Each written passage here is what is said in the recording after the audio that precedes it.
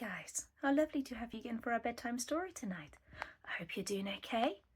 Do you know, our week has been a little bit of a mixed bag, and that's mainly because my children have been missing some of their very close friends and family who don't just live around the corner but used to be really close. And that's really hard, isn't it? So tonight's story is one that talks about what happens when we lose someone to a move or in any other way who we used to really love being with. Are you ready? Snuggle yourselves in tight. Have you got your favourite cuddly? Great, then let's go. For tonight's story, I've chosen us The Hare-Shaped Hole, written by John Doherty and illustrated by Thomas Doherty.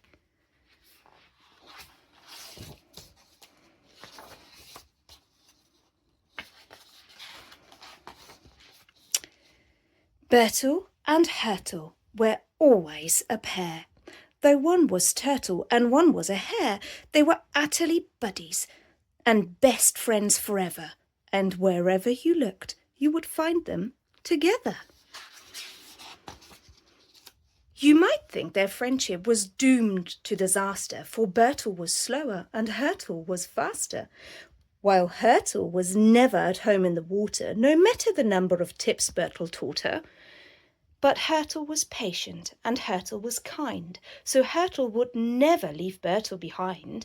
And if Hertel Hare never learned how to swim, well, Bertel was there and she counted on him.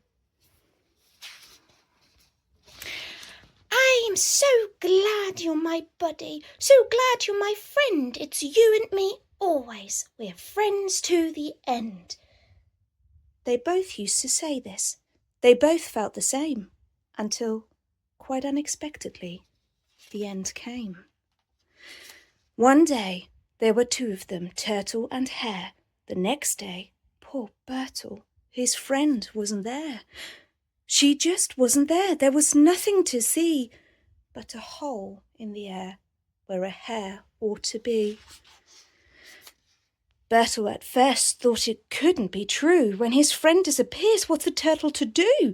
So he searched high and low, and he searched far and wide. He looked all around the hole, and he looked deep inside. He looked in the stream, and he looked underground. She was nowhere, he looked. She was not to be found. And the only reminder she'd ever been there was a cold, empty hole, hurtle-shaped in the air. Then Bertel got angry. He quite lost control, and he shouted, "I hate you, you horrible hole! So leave me alone! Go get lost, go away!" But a hole's just a hole. It has nothing to say, and it hung there beside him, a constant reminder that Hertel had gone and that no one could find her.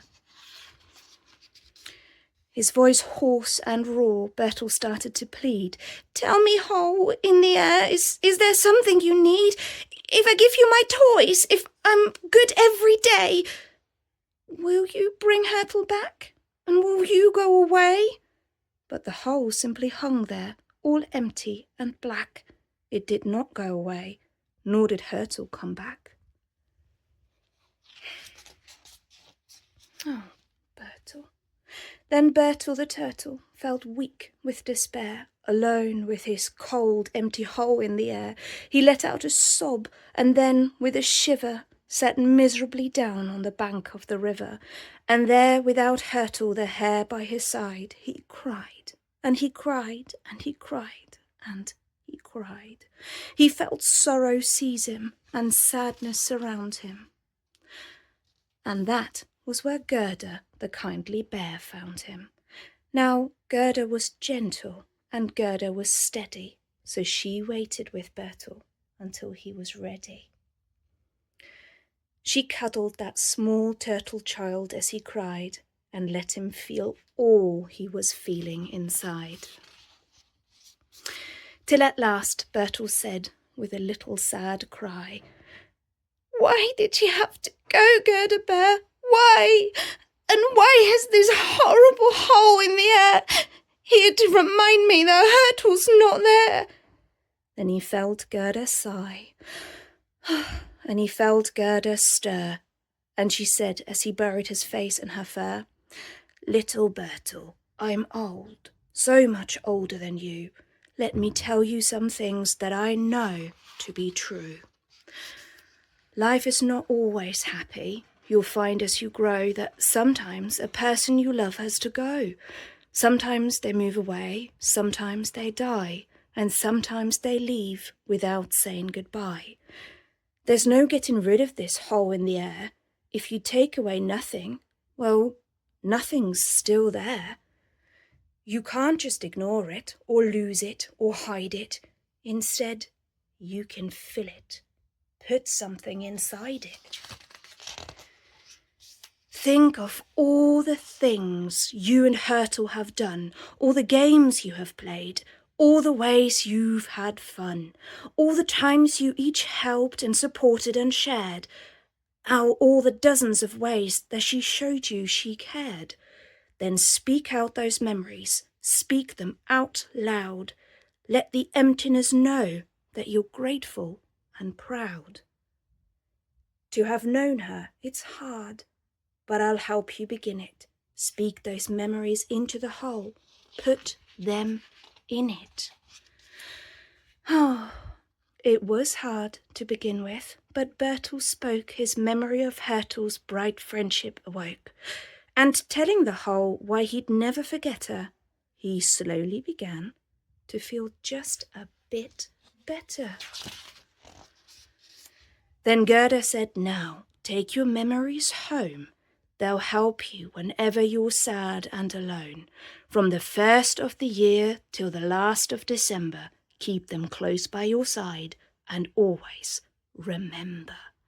Bertel stood still and he thought for a while, and then, with a nod and a sad little smile, he hugged his friend Gerda. He turned around and he went home with his memories hand in hand.